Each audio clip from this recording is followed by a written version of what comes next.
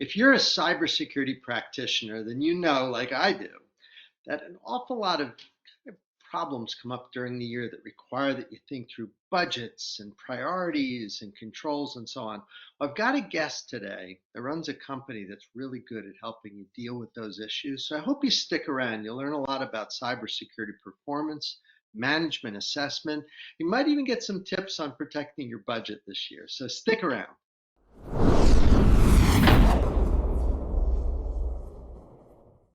I'm Ed Amoroso from Tag Cyber. I want to welcome you to our discussion today. I have a good friend of mine here, Chad Boeckmann, who runs TrustMAPP. He and I have known each other a while. We've chatted before on video and have been together a number of times. I'm a very big proponent of what Chad and his team do. So I want to welcome you, Chad. Nice to see you. Thanks for making some time today. Yeah, thank you, Ed. It's always great to connect with you. Chad, before we get started, I'm going to ask you a million questions about performance management and budgets. But why don't you give everybody just a quick elevator sort of summary of what you guys do, and then we can get into some detail. Yeah, thanks. So at TrustMAPP, we help organizations to really identify quickly their security baseline based on the controls that they have chosen to or required to adopt, help understand the performance of those, but more importantly, help them really prioritize and determine how they're going to achieve their security journey and what that journey might look like, and communicating that up to the non-technical audience of the board or the executive suite in a very simple way, in a very business-friendly fashion. So. You know, a lot of people do that now, but I remember you telling me about this a couple of years ago, and I thought when I first saw it, and we were talking about what you're calling cybersecurity performance management, I felt like you guys were inventing this. I hadn't seen a lot of companies doing what you do, and you must feel some validation now because what your original vision seems to match where a lot of people's heads are right Yeah, that's right, Ed. When we first came out with this concept, we were doing implementations and other, GRC-like kind of solutions, and realized that there's a little bit of a gap. Customers are still feeling like they needed to get more data, more decisions, have better decisions, if you will, from the output of their efforts. And so we thought there has to be a more strategic way to look at the security program. And long story short, that's essentially how TrustMAPP was born. We really defined the product category called cybersecurity performance management when we launched the product. About 6-7 years ago now. Initially, at least that was the beta version, and we had some really interesting early adopters. Some, in fact, were Fortune 500 companies that really quickly validated that this was a necessary solution.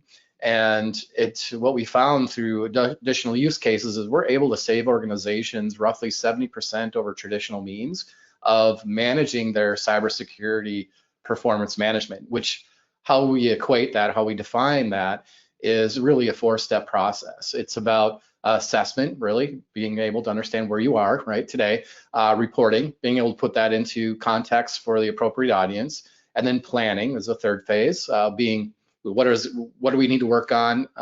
What is it going to take to make these changes, reduce our risk profile essentially, and increase our maturity posture. And then lastly is tracking the remediation, tracking the improvement. As we've probably all heard by now, cybersecurity is a team sport. It's not owned by the CISO and their team, right? It's owned by everybody in the company. And so it's important to track all of those activities across different initiatives and tying that together so the security posture can be truly effectively monitored and managed, and more importantly, communicated. And we put that into business terms. We have crafted a database of over 60,000 unique recommendations. So if a customer chooses to measure against a chosen framework regulation, they'll have recommendations at their fingertips that are really scaled and sized to their needs and to where their goalposts have been set. So that's in a nutshell the kind of the context of the whole category, the cybersecurity performance management. Chad, a lot of the people that you and I talk to, security practitioners, they're being asked to kind of rationalize budgets now. Maybe not, slash, but definitely rationalize. I'm Yeah. curious, what you're describing, it just seems ready-made for doing that kind of optimization. Do you see that use case frequently where people are, using this in conjunction with that budget review? Oh, most definitely. Yeah. And our recommendations come in at, we say a 20% variance, and in many cases it's actually much closer than that. We've got a lot of positive feedback in that regard. But what customers are really under the pressure now, I would say since about mid-year, and certainly ramping up, the intensity is ramping up on budget scrutiny as we, as companies, when I say we as an industry, are, looking at 2023. And what we're seeing is that security teams, probably for the first time, or at least the first time in a very long time, their budgets are now being corrected. Maybe they've had some investments that they've already pre-allocated for next year, and they're having to cut some of those back, or at the minimum stay net neutral and not add anything addition. This is where obviously they have to look at more efficiencies. How can they get things done, and what is the cost going to take to get that done? Justifying, through the accountability process, if I make X investment, what kind of result is it going to produce, and how is that going to help a business initiative that has been defined, right? And so we help security leaders and security teams really map that journey and help them to track and really show achievement along the way. So that's a very important aspect, particularly moving forward into the future. The time of unlimited budgets or budget increases are automatic year over year of 10, 20%, whatever it might be. I think those days are gone, at least for a little while. And everybody needs to start getting pretty, accountable for what they're investing in and making the most out of their current investments, which, we help customers do in a very efficient manner. So. Well, one thing that always struck me about your platform is the continuous nature. Like you and I know that earlier, may go back, I don't know, not even more than a few years ago. Most people would do this sort of thing one and done, like bring somebody to take a look, do a review, do Right. these assessments, get some recommendations. Nothing wrong with that. It's just that the half-life on that is pretty short, Right. and especially as you're changing so much. So, how have you guys been able to kind of build the automation and establish continuity, the ongoing sort of nature? That's always struck me as something useful. How do you guys do that? Yeah, that's a great question. So you're exactly right. The history of this is, one and done, using, kind of one-time assessments, static data repository, spreadsheets, PowerPoints, what have you. And, we've taken the approach of this should be a continuous effort, talking about that four-step process: assess, report, model, remediate. And the way we've done that is we've looked at organizations across the spectrum, 100 employees to 100,000. Local companies to global enterprises. And what we found is that the workflows and the activity is really identical. It's the scale and the scope that's certainly going to be different, right? And so we built a product that scales to, multinational global enterprises, but also can be scaled down and serve the small and medium business. And we've proven this out. If you look at our customer base, you would see the dynamics. And the way we've done that is by simply studying our customers, taking our customer feedback over the years of developing the product, and allowing them to quickly run through this four-step process from assess to remediate, and being able to make smart decisions along the way. So if I know I have some gaps in my maturity, and that's going to lead to a few $1 million of risk, I can rely on that TrustMAPP decision engine to help me understand, well, if I spend, let's say, $250,000 of capital investment and a few hundred hours of people time, I can remediate this, I can improve upon my maturity, but more importantly, I can, particularly mitigate this couple $1 million potential risk exposure that I have. And that's the kind of data and the kind of portfolio we help organizations really understand. But then we also can help them tie it into other key business activities, which is really key when you need to report and establish accountability with the executive team, or even partner with the CIO in some cases with other IT projects. It's a great opportunity to kind of piggyback on and move the security needle forward without necessarily always asking for a budget, but now you have the intelligence in front of you and the decisions in front of you that can help support that, right? And also help inform how your security posture actually is improving. So some of the automation that we're building into TrustMAPP that helps to inform the journey is being able to take in configuration data. Let's say you're looking at your cloud assets, right? And we can now take in configuration data from your cloud assets and help inform your security posture score. We can connect to service request systems like your ServiceNow or your Jira environments and help to notify and tie together those remediation activities. So if a network engineer, for example, conducts some remediation activity, let's say they're updating configurations on a server for some reason, they apply the updates that maybe has improved upon a security setting through the configurations, then that data would be updated in TrustMAPP, consequently improving upon the security or the maturity posture of the controls that are mapped to that configuration data point. So that's one way we provide that continuous monitoring. Additionally, let's say you've built out your roadmap, you have this ability in TrustMAPP, you can build out your roadmap based on the gaps you've identified, and then you can assign these tasks to various individuals. Again, those tasks can be assigned natively through our product, or they can be assigned through an integration through a service request system, as I mentioned. Either way, that now begins to tie together the remediation posture over time. So if we start with a certain level of performance, let's say in January, that's not ideal.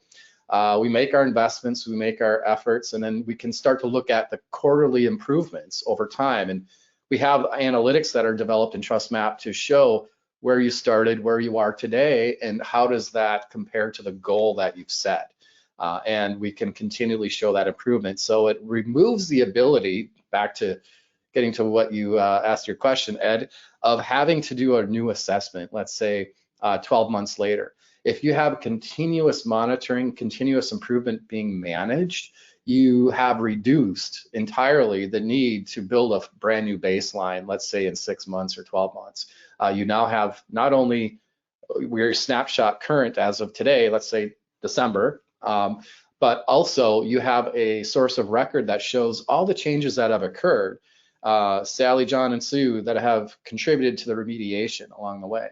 So now we can go back and we even have an auditable record, and TrustMAPP can even track your budgets and your hours if you so choose to, as to what it took to achieve the outcome that you're at today. So that's great. If people are interested in like a specific threat, say ransomware, yeah. is it possible to direct the assessment to provide sort of an overall view, either of readiness or effectiveness against at that level? You guys able to target at that kind of level?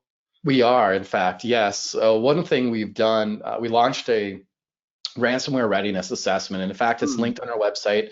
If anybody would like, they can sign up and they get access for free to take our ransomware readiness assessment. In fact, I encourage it, take it for a test drive, and then at the same time, you can kind of see how ready you are. And it looks at, it's built off of NIST guidance for ransomware readiness. And we have a whole set of recommendations. We have analytics and a dashboard that can show that kind of information. We also have, I'll mention, over 50 different predefined, well, I should say industry recognized frameworks and regulations that many are cross-mapped to each other. So let's say you've done an assessment on ransomware readiness and you want to see, well, how many controls will that cover for my NIST CSF? You can run an analytic and get that answer. Conversely, we're actually, something new that we're working on in that realm is also taking the MITRE attack framework and being able to cross-map those threats, right, to the various frameworks, NIST 853, NIST CSF, CIS as well. And customers are then able to look at and serve the needs from, let's say, a SOC view, a Security Operational Center view with the MITRE attack framework, which a lot of those teams are using, but also from a compliance and a policy view, which might be represented through NIST CSF or the CIS control framework. So now I want to ask you before we close, what's kind of on the horizon? What sorts of things are you working on for the coming year and for the future? What do you guys have in your crosshairs? Yeah. So we're really excited about 2023. A big push for us next year is to really expand upon this data consumption. So going back to the theme we started our conversation around about being accountable for investments. and getting smart about those investments.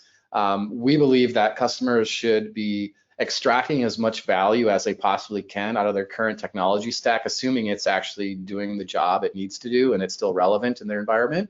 And so as a result, we're surveying a number of our customers and prospects, determining which are the highest value in terms of data consumption, data production of those tools that are giving them the most and important information, and using that knowledge to then prioritize our integration roadmap for 2023. So I mentioned some of the things we're doing already from an integration standpoint is around configurations, server configurations, mapping that to control frameworks. So we have a set of tools that we've integrated with already.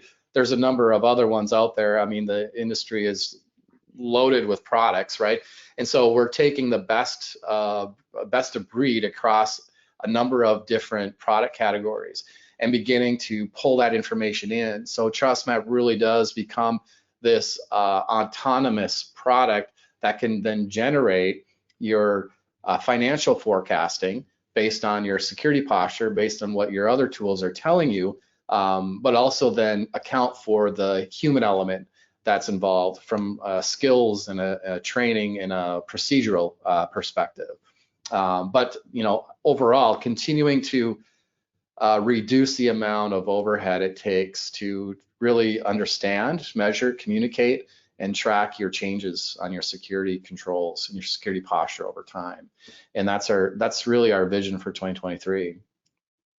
It's great. We've always felt like you guys have done an impressive job keeping a very close watch and almost like your finger on the pulse of what practitioners do. You and I both know in our industry, there's a lot of tools that are floating out there that don't really connect with the day-to-day needs. But you guys win the award for being very practical, and I hope people take some time to test drive what you're doing. So, Yeah, hey, as always, thanks. I love when we catch up, and I always feel like I learn something new when we chat. And I want to thank you for spending some time today. Really appreciate it. yeah, I appreciate the conversation, Ed. It's always a pleasure to be on speaking with you. So That's appreciate it. great. For everyone else watching, we'll see you next time.